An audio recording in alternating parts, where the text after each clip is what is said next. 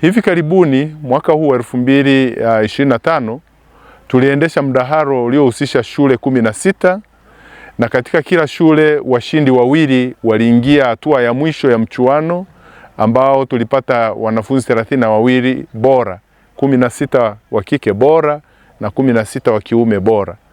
Katika mchakato huo tulipata washindi wawili ambao walitoka katika shule ya Isenye na walitoka katika shule ya Nata. Cosmas Kitena kutoka Isenye na Flora Gesimba kutoka Nata Secondary School. Sasa katika pongezi zote walizozipata, mojawapo walishinda safari ya kuelekea Taiwan ambako walialikwa na shule ya Liberal of Art iliyoko Taipei City, ambapo watakaa huko kwa siku 10.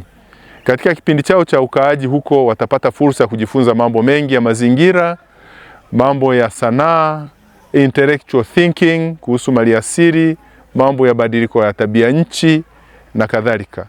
Ili kufanikisha safari hii tumefanya mawasiliano mazuri na serikali ya Tanzania ambako kupatikana kwa nyaraka zote muhimu, watoto wa kupata passport, Wizara ya Mambo ya Ndani tunaipongeza kwa kazi nzuri.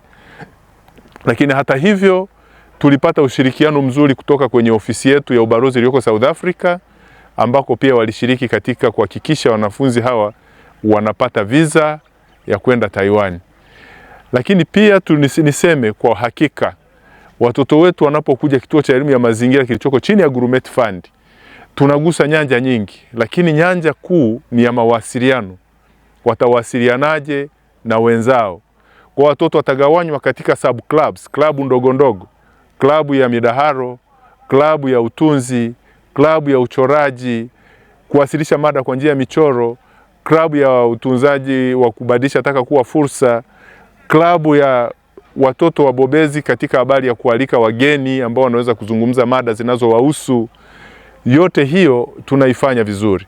Na kila Jumatano tunakuwa na mdahalo na nchi ya Taiwan, hiyo shule ya Liberal of Art, Canadian based, lakini pia wakati wa kiangazi tumekuwa tukilink na Lisbon Zoo iliyoko Ureno. Nikajifunza environmental problems ambazo tuna face sisi na wao wanaziface. Kwa wakatoa solution on how wame manage ku solve matatizo yao.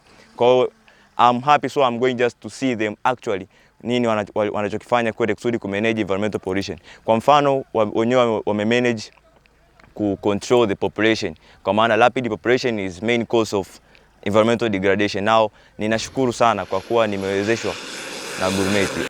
Licha ya kufundisha kuhusu mazingira, bado atoa mafundisho kwa girls kupitia girls empowerment, boys empowerment, pia kuna girls learning. Kwa fursa hii nafurahia sana mwanangu kwa hii sehemu aliyofikia. Naishukuru Gurumet kwa jitihada zao na ushirikiano kufikia hapa. Kwa kweli mimi nasema asante.